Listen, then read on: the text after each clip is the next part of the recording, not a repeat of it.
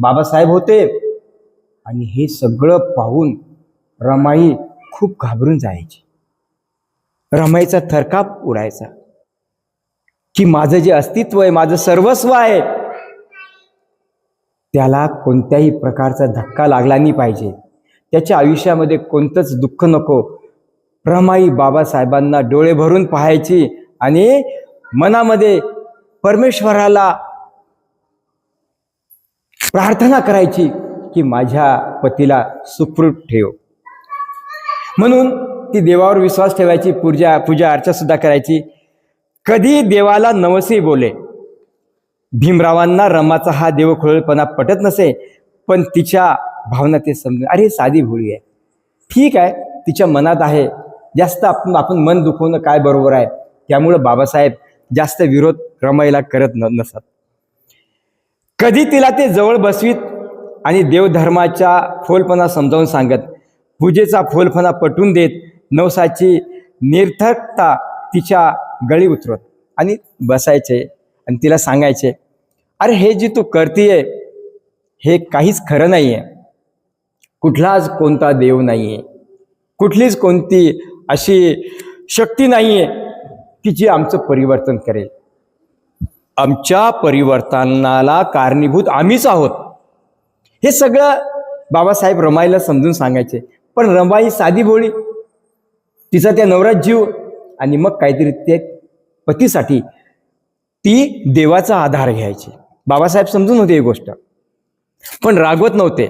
बाबासाहेब रागवत नव्हते, समजून घेत. कधी तिला ते जवळ बसवीत आणि देवाधर्माचा फोलपणा सांगत. रमाईला नवऱ्याचं म्हणणं पटत होतं, पण मनातील संस्कार मानत नसत. नवऱ्याच्या चोरून ती पूजा करायची, देव लपून ठेवायची. बाबासाहेबांच्या नजरेला कधी पडणार नाही याची ती काळजी घेई. संस्कार असे वरचढ ठरत. आणि मग बाबासाहेबाला आवडत नव्हते कोणते देव वगैरे, मानतच नव्हते, नास्तिक होते बाबासाहेब.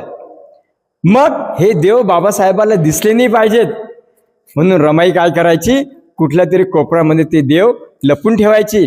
बाबासाहेब गेले की मग त्याला हळद कुंकू लावून, पूजा अर्चा फूल वगैरे लावून ती बाबासाहेबांच्या पच्छामध्ये ती पूजा करायची. आणि तुम्हाला खरं सांगू, हे जे देव आहे किंवा जे काय आहे, हे फक्त 2 व्यक्तींना माहीत आहे की हे सगळं थोतांड आहे.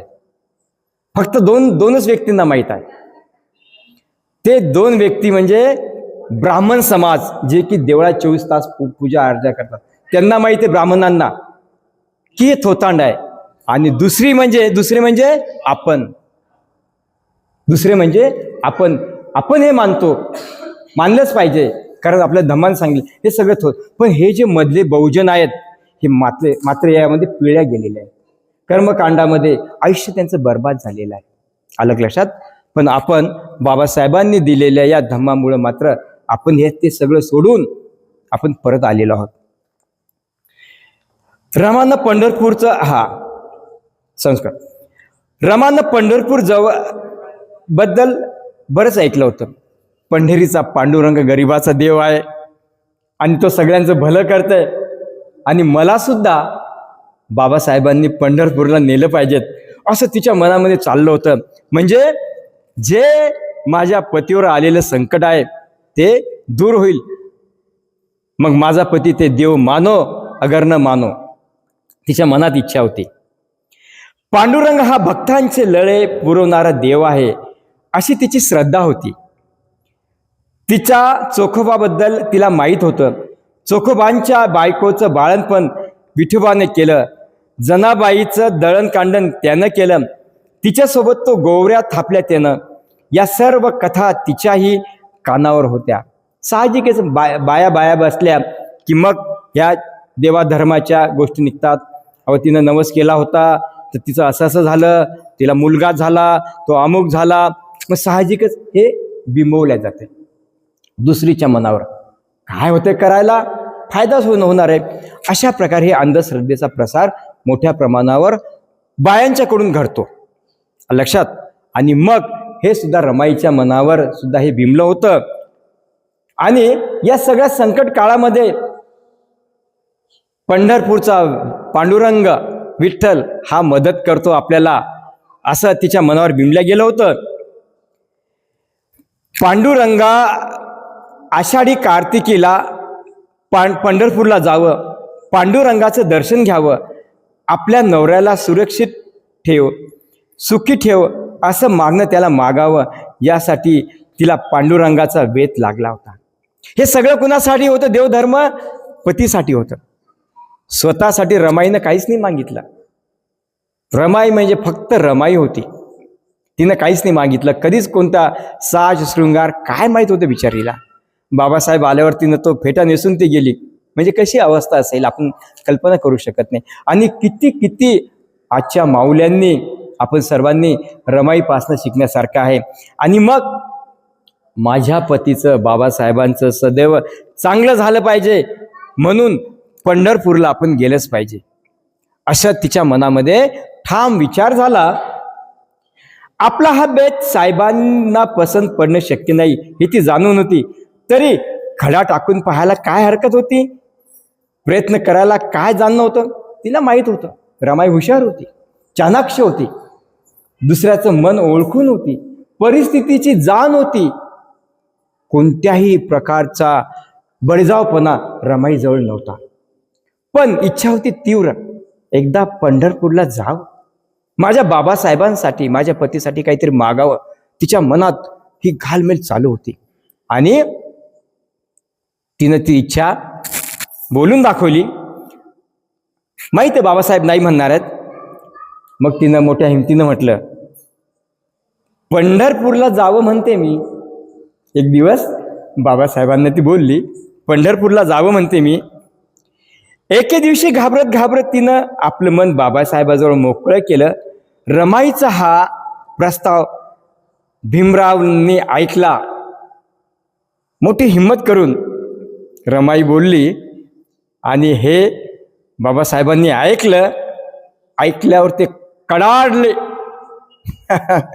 चमचम चमकणारा तारा होता तो. कडाडले. खालच्या जातीच्या लोकांना पांडुरंग दर्शन देत नाही. हा देव गरिबांचा नाहीये, उच्चवर्णीयांचा देव आहे. 700 वर्षापूर्वी तिथे चोखा मेळायलाही घेता आले. 700 वर्षे संत चोखा मेळा होऊन गेलेत. ऊस डोंगा त्याचा रस नाही डोंगा, काय भुललासी वरलिया रंगा, असे सुंदर दोहे हे संत चोखा मेळ्याचे आहेत. तर त्याला सुद्धा दर्शन नाही दिलं, संत चोखा मेळ्याला सुद्धा दर्शन नाही दिलं. जो देव भक्तांना दर्शन देत नाही त्या देवाकडे कशाला जायचं आपण? जो देव शेंड्यांचं ऐकतो आणि प्रांजळ भक्तांना जवळ येऊ देत नाही, तो देव काय कामाचा? काय करायचं त्या पंढरपूरचं? आपल्या काहीच एक विशिष्ट प्रकारचे जे ब्राह्मण किंवा सनातनी आहेत त्यांनाच तो फक्त जवळ येऊ देतो. सर्वसामान्य गरिबांना तो जवळ येऊ देत नाही. मग काय करायचं असं हा पंढरपूर? काय करायचं तो देव? काय करा पांडुरंग? मग तुम्ही नाशिकला काळाराम मंदिराचा सत्याग्रह केला होता की नाही? कशी हुशार आहे रमाई. तुम्ही नाशिकला काळाराम मंदिराचा सत्याग्रह केला होता की नाही? रमाने आपली शंका पुढे केली. बोलूच दे आता हिम्मत करून. तुम्ही देवाचं असं म्हणता. आता बघा, देवाचं दर्शन घेण्यासाठी नव्हता तो सत्याग्रह रमा, तो लढा समतेचा हक्क बजावण्यासाठी. मला देवाचं दर्शन घ्यायचं नव्हतं. आम्ही मानव आहेत, आम्ही तिथे जाऊ शकतो, हा माझा शुद्ध हेतू होता. देव वगैरे सर्व गोष्टी फालतू आहेत, स्वर्ग वगैरे गोष्टी मूर्खपणाच्या आहेत, मला माहीत आहे. पण रामू, बघा रामू शब्द पुन्हा नम्रतेचा शब्द आला. रामू, आपण जर हिंदू आहोत तर हिंदूंना मिळणारे हक्क आपणाला का मिळत नाहीत? आपला लढा हा हक्कासाठी आहे. आपण हिंदू आहोत ना, हिंदू महार. बौद्ध धम्म स्वीकारण्याच्या अगोदर आपण हिंदूच लिहायचो, नाही बाबा? हिंदूच होतो आपण आणि महार लिहायचो आपण. काय तर अशा प्रकारचे आपण हिंदू आहोत. परंतु आणि आमचा हक्कासाठी हा लढा आहे. आम्ही सुद्धा हिंदू आहोत, आम्हाला सुद्धा मंदिरामध्ये प्रवेश असला पाहिजेत. ते रमाईची समजूत काढून राहिलेत. रमाला वाटलं साडले आणि संतापली की ते कोणाची गय करत नाहीत हे तिला माहीत होतं. त्यामुळे ती विनवणीच्या सुरात म्हणाली, चोखोबानं घेतलं तसं दर्शन मी घेईल आणि निघून येईल. चोखोबा बाहेरच्या बाहेरच त्यांची समाधी आहे. त्यांना सुद्धा प्रवेश नव्हता, कारण तो खालच्या बहुजनातला होता ना, तो महार समाजातला होता ना चोखोबा. आणि आपल्या बुलढाणा जिल्ह्यातलं त्यांचं स्थान आहे. कोणतं गाव आहे ते? मेवना राजा. तर त्यांना सुद्धा स्थान नव्हतं. मग ती तुलना केली रमाईनं की चोखोबानं जसं बाहेरच्या बाहेर दर्शन घेतलं तसं मी जाईल आणि मी परत येईल, बाहेर दर्शन घेईल. नाही, भीमरावाचे शब्द ताड झाले. जीव जिथं प्रवेश नाही तिथे जाण्याचा अर्थच काय? ते पंढरपूर आपल्या उपयोगाचं नाही. बडवे, पंडे, पुजारी अस्पृश्यांना देवाचं दर्शन घेऊ देत नाहीत. पांडुरंगही त्यांना बदलू शकत नाही. त्यांच्यात तो थोडी माणुसकी निर्माण करू शकत नाही. काय करायचं असा पांडुरंग आणि काय करायचं ते पंढरपूर? रामू, माझं ऐक. तू आता पंढरपूर डोक्यातून काढून टाक आणि डोक्यातून काढून टाक असं साहेब कठोर शब्दानं म्हटले. नको, पुन्हा त्या शब्दाचा उच्चार सुद्धा तू करू नकोस. रमाई हवालदिल झाली होती, रडवलेली झाली होती. तिची भावना साहेबांना समजत नव्हती असं नाही, पण भावना विवेकरहित असली तर फार घातकी ठरते हे त्यांना माहीत होतं. रडवली झाली ती, कारण तिला जे काही करायचं होतं ते आपल्या पतीसाठी, बाबासाहेबांसाठीच करायचं होतं. परंतु याला बाबासाहेबांचा तीव्र विरोध होता आणि रमा किती नाराज झाली आहे, किती दुखावली हे सुद्धा बाबासाहेबांनी हेरलं होतं. निदान ही देवखोरी भावना घातकीच आहे याबद्दल त्यांच्या मनात शंकाच नव्हती. तरी साहेबांनी आपला राग आवरला आणि तिच्या मनाची समजावणी ते करू लागले. रामू, आपल्या त्यागानं, गोरगरिबांच्या सेवेनं आपण दुसरं पंढरपूर उभं करू. तिथं लोक भक्तीसाठी नाही तर क्रांतीसाठी येतील. पहा, त्या माय माऊलीची किती सुंदर समजूत बाबासाहेब समजून काढतात की ज्या अस्पृश्यांना त्या पंढरपुरामध्ये जाऊ देत नाही, दर्शन घेऊ देत नाही, असं एक दुसरं पंढरपूर आपण निर्माण करू आणि तिथे क्रांती होईल. त्या पंढरपुरामध्ये, आपण निर्माण केलेल्या पंढरपुरामध्ये क्रांती होईल. ती विचाराची, ती समानतेची क्रांती होईल. रमा ऐकत होती. पतीच्या शब्दाबाहेर जाणं तिला अशक्य होतं. साहेबा एवढा विद्वान माणूस तिनं पाहिलाच नव्हता. आपला हा महान पती आपल्या अहिताचं सांगेल अशी कल्पनाही तिच्या मनात येणं शक्य नव्हतं. ती ऐकत होती. साहेब बोलत होते, बुद्धिवादांचं पंढरपूर आपण निर्माण करू. तिथे विज्ञान निष्ठेचा गजर होईल, ती विवेकाची पेठ होईल. तिथून समतेचा विचार गावोगावी जाईल, तिथून स्वातंत्र्याचे विचार गावोगाव जाऊन राहतील. बंधुत्वाचा सुगंध तिथून देशाला मिळेल. इथे घडतील न्यायाची उपासक मन. असं पंढरपूर आपण घडू रामू. साहेब बोलत होते. रमाई चकित होऊन त्यांच्या चेहऱ्याकडे पाहत होती. त्या पंढरपुरात देव असणार नाही, ते माणसांचं पंढरपूर असेल. पुढे साहेब म्हणतात ते जे पंढरपूर आहे ते देवाचं वगैरे नाही, ते माणसाचंच पंढरपूर असेल. माणसाला माणूस भेटणार ते पंढरपूर असेल. आपलं पंढरपूर माणसांचा महिमा वाढवेल, ते माणसाला मोठं करेल, ते कोणालाच नकार देणार नाही. आपलं पंढरपूर माणसांचा गौरवले जाईल. रमाईला साहेबांचं बोलणं पटलं. तिच्या डोक्यात उजेड पडला, पंढरपूरला जायचं नाही. एवढे सगळे उदाहरणं, एवढ्या सगळ्या गोष्टी सांगितल्यानंतर मात्र ती रमाईच, करुणामय रमाई, तिने ऐकलं बाबासाहेबांचं आणि तिने निर्धार केला. साहेब म्हणतात ते पंढरपूर बसवण्यासाठी आपणही आपल्या परीनं हातभार लावला पाहिजे असा निश्चय तिने केला. साहेब आता पंढरपूरला जायचा हट्ट सोडला, डोक्यातून पंढरपूर पार काढून टाकलं असं ती म्हणाली. तिच्या या निर्धारानं साहेबांना सुद्धा, बाबासाहेबांना सुद्धा खूप आनंद झाला. तर अशा या सुंदर घटना, वैचारिक भांडण ज्याला आपण म्हणून, हे बाबासाहेब आणि रमाईचं आहे. पुढचा भाग आहे तू जर नसतीस, हाही भाग आहे. त्याच्यानंतर पुढे या पुस्तकामध्ये करुणेच्या कवितेची अखेर म्हणजे होता पंढरपूर.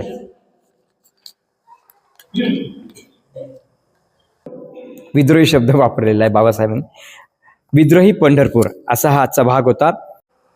बुद्धाने मोक्षदानाचे आश्वासन दिले नाही. ते म्हणतात मी मार्गदाता आहे, मोक्षदाता नाही. बघा किती परखड आणि स्पष्ट विचार बुद्धाचे आहेत. त्यांना ज्या वेळेस ते ज्ञानप्राप्ती झाल्यानंतर प्रत्येक गोष्ट तथागत तपासून पाहत होते. बघा बहुतेक धर्म हे साक्षात्कारी धर्म म्हणून वर्णिले जातात, परंतु बुद्धाचा धम्म हा साक्षात्कार नव्हे. तथागताने स्पष्ट सांगितलेलं आहे, मी मार्गदाता आहे, त्यामुळे मला देव म्हणू नका. तुम्ही जगात कुठेही पुतळा बघा, मूर्ती बघा, तथागताच्या गळ्यामध्ये हार नाहीये. तथागताच्या गळ्यामध्ये हार नाही. त्यांनी कारण देवच नाही मानले स्वतःला, मानवच मानलं. कोणत्याही प्रकारचा साक्षात दैवी रूप नाहीये, हे स्पष्ट तथागतांनी सांगितलेलं आहे. साक्षात्कारी धर्म म्हणजे मी तुमचा निर्माता आहे, माझी पूजा करून आत्म्याला मोक्ष मिळवून द्या, असे प्राणी मात्रात सांगणारा देवाचा संदेश. साक्षात्कार, चमत्कार आपण म्हणतो आहे की नाही.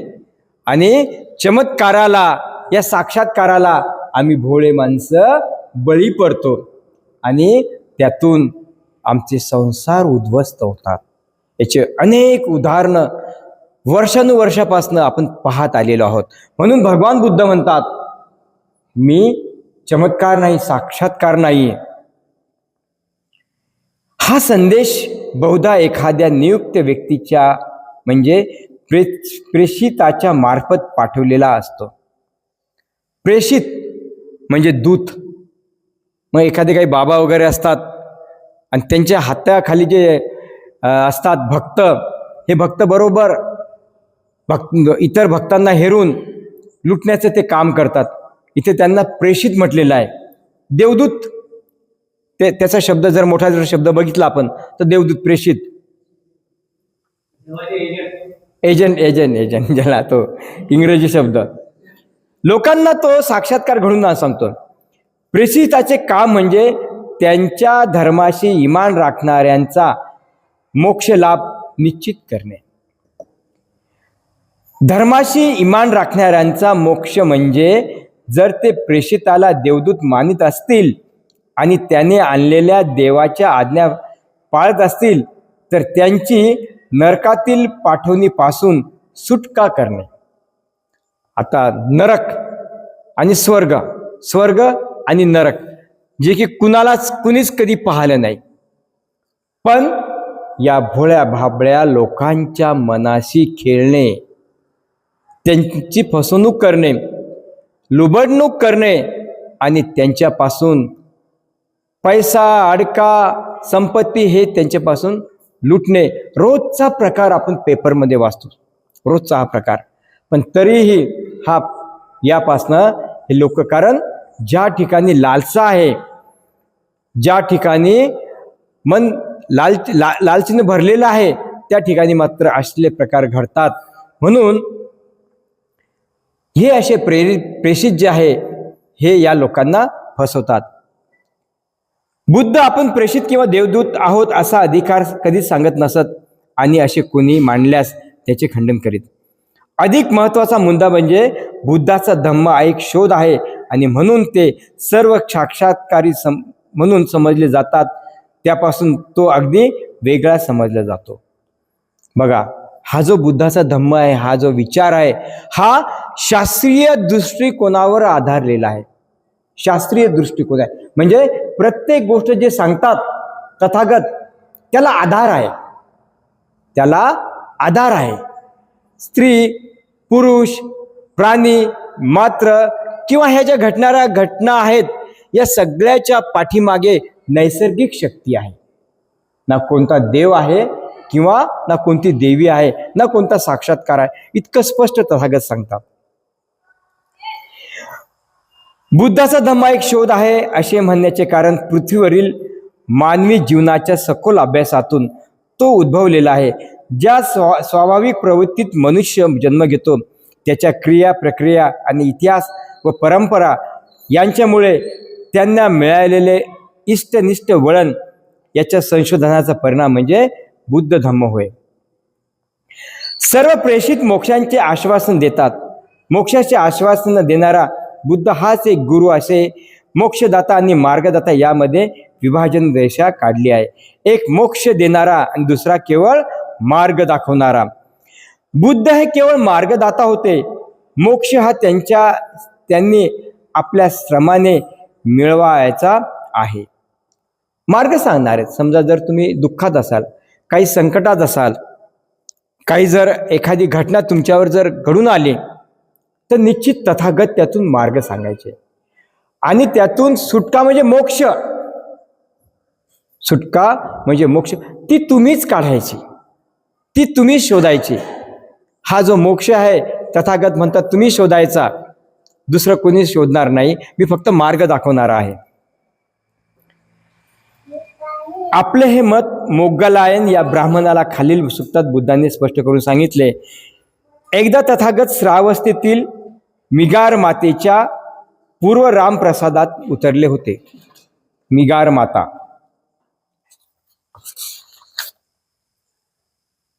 प्रसाद म्हणजे राहण्याचं ठिकाण. तर मोग्गलान हा गणक म्हणजे हिशोब ठेवणारा ब्राह्मण तथागताजवळ आला आणि स्नेहाने अभिवादन करून त्यांच्या बाजूला बसला. कुशलक्षम विचारल्यावर तो गणक मोग्गलान तथागताला म्हणाला, श्रमण गौतमा. बघा त्यांची भाषा किती सुंदर आहे.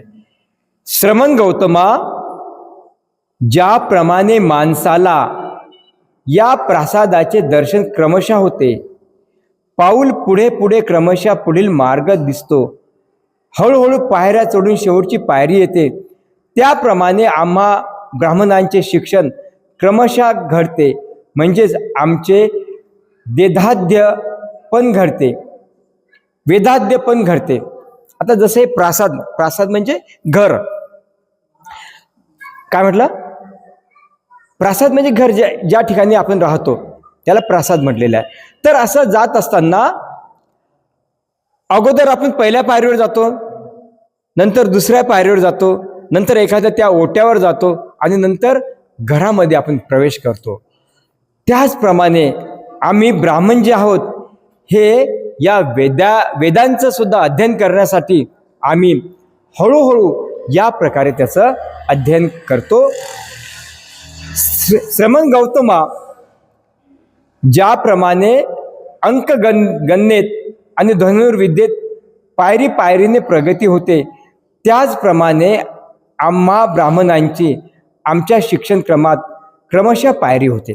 आता ते त्यांचं जे ज्ञान आहे, ज्या गोष्टी आहेत, तो मोग्गलायन ब्राह्मण तो तथागतांशी बोलू लागला. जेव्हा आम्ही शिकवतो तेव्हा शिष्याला एकी एक, दुरकी दोक तिरकी 3, चौके 4 असे 100पर्यंत पाढे शिकवतो. गौतमा, आता सांग, तुझ्या धम्मामध्ये अशाच तऱ्हेचे प्रगतिशील शिक्षण तुझ्या शिष्यांना मिळते का? जसं आम्ही हळूहळू आमचे जे वेद आहेत, आमचे ज्या प्रकारे शिक्षण आहे ब्राह्मणांचं, ते आम्ही टप्प्याटप्प्याने शिकवतो. पण मला हे सांग श्रमण गौतमा, तू अशाच प्रकारे तुझ्या शिष्यांना शिक्षण देतोस का, शिकवतोस का? तथागत म्हणतात, होय ब्राह्मणा, असेच मिळते. ब्राह्मणा, एखाद्या अश्वविद्येतील निपुण पुरुषाचे उदाहरण घेऊ. अश्वविद्या, अश्व म्हणजे घोडा, घोड्यावर बसण्याचं जे शिक्षण आहे त्याला आपण म्हणू अश्वविद्या. मग अश्वविद्येत निपुण पुरुषाचे उदाहरण घेऊ. तो प्रथम जातीचा घोडा घेऊन त्याला लगाम घालून पहिला धडा येतो. तो जो अश्वविद्या शिकणारा, घोड्याचं शिक्षण घेणारा व्यक्ती आहे, तो अगोदर जातीवंत घोडा पाहतो, नंतर हळूहळू त्याला जवळ करतो आणि त्याला लगाम लावतो. हे पहिलं शिक्षण आहे. नंतर त्याला अधिकाधिक त्याला तो शिकू लागतो.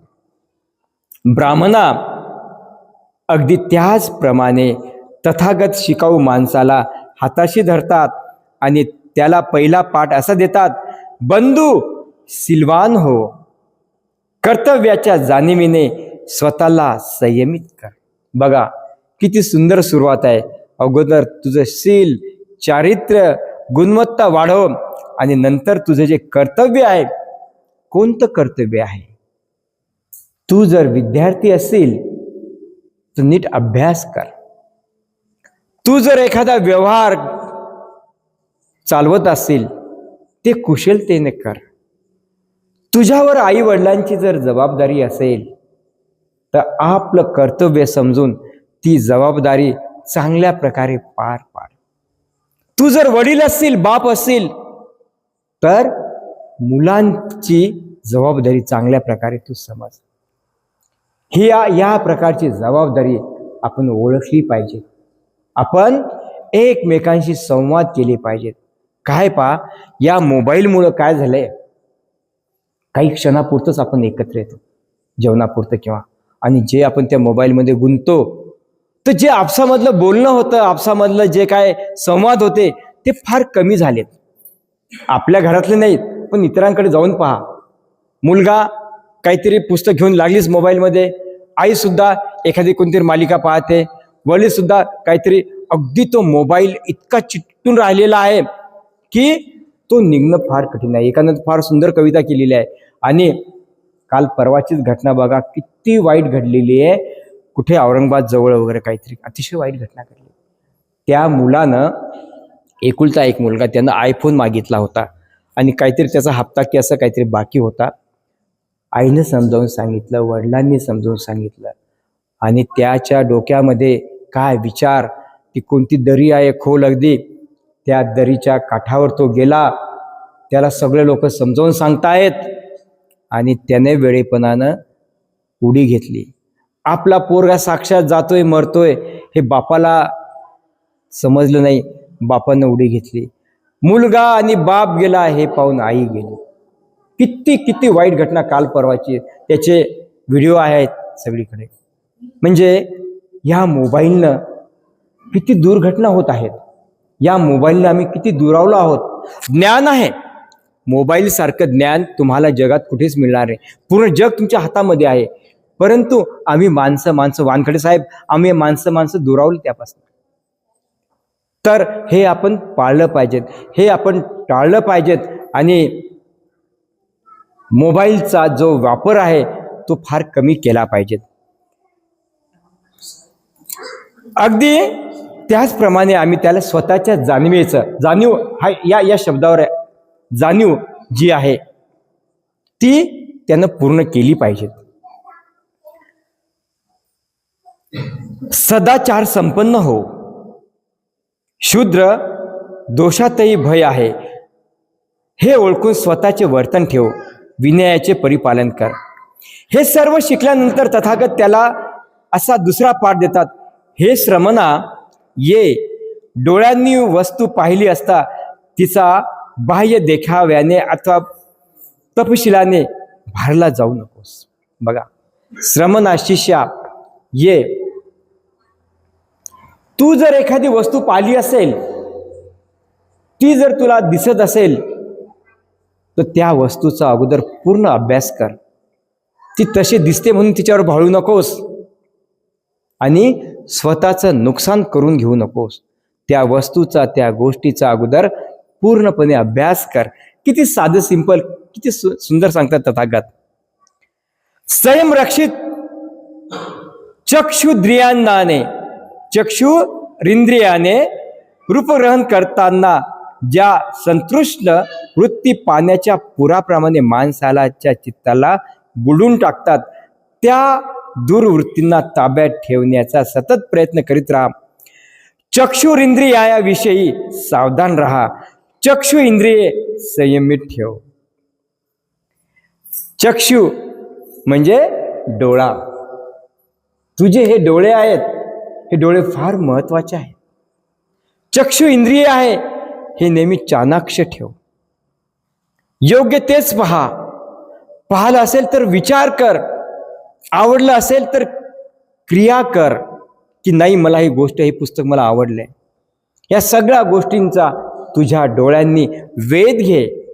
तू ओळख, जाण आणि नंतरच त्या गोष्टीच्या तू मोहात पड.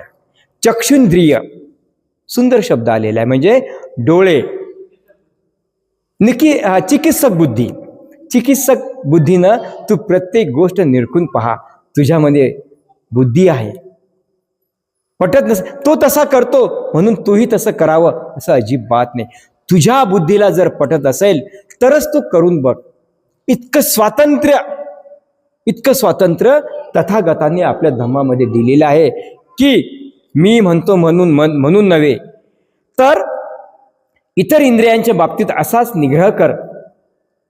जेव्हा कानाने आवाज ऐकतोस, नाकाने श्वास घेतोस, जिभेने रुची घेतोस, शरीराने वस्तूला स्पर्श करतोस, त्यावेळी तुझ्या मनाला त्या वस्तूंची जाणीव होऊ दे. त्यावेळी त्या वस्तूंच्या सामान्य दर्शनाने अथवा तपशिलाने मोहून जाऊ नकोस. शिष्यांनी असे इंद्रिय प्रभुत्व मिळवले की नंतर तथागत आता दुसरा पाठ देतात. श्रमणा ये, हात राखून खात जा. खाताना चित्त सावध ठेव.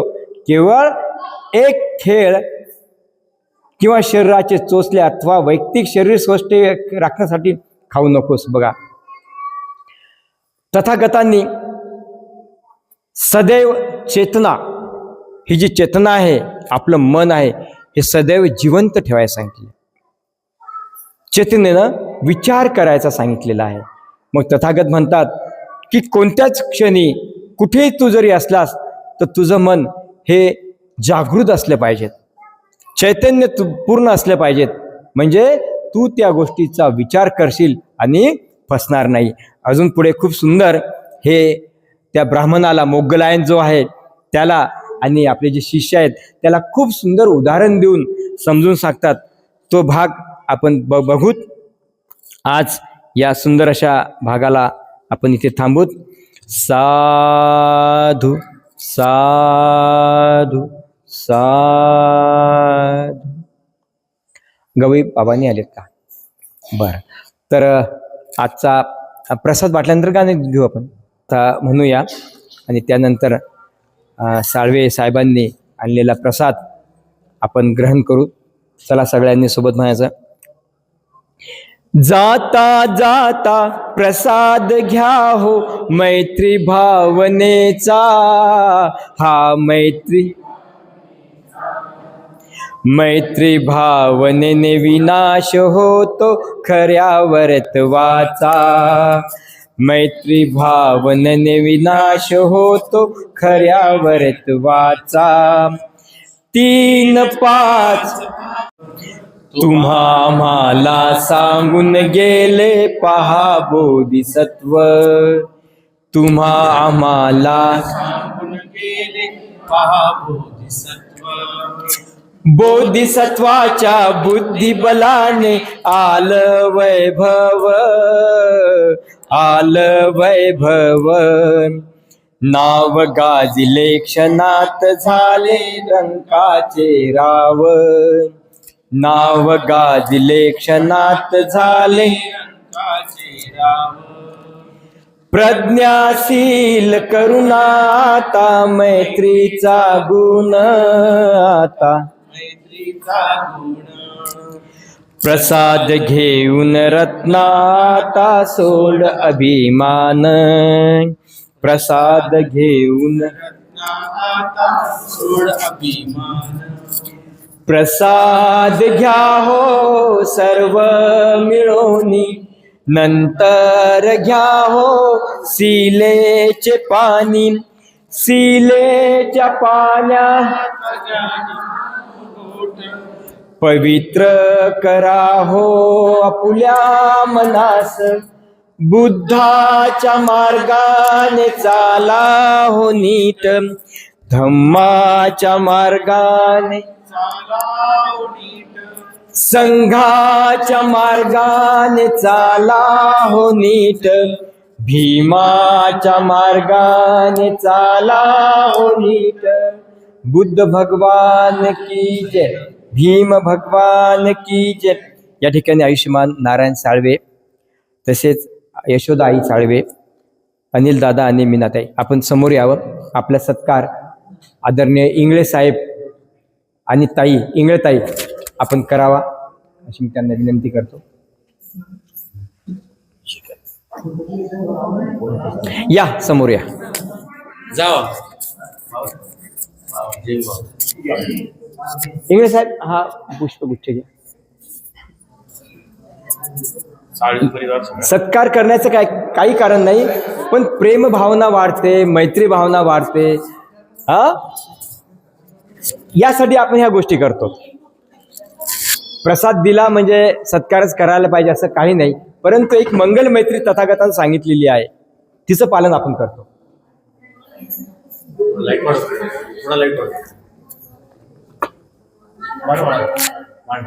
या अरुण दादा करा गाण्याला सुरुवात. घ्या मस्तपैकी.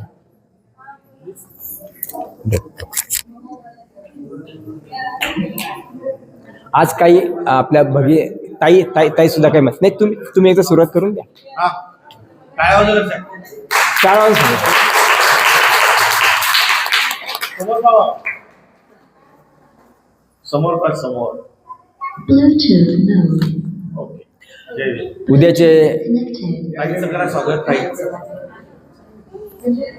एक महिलांच्या हातात ताई उद्याची प्रसाद दाते आहेत का?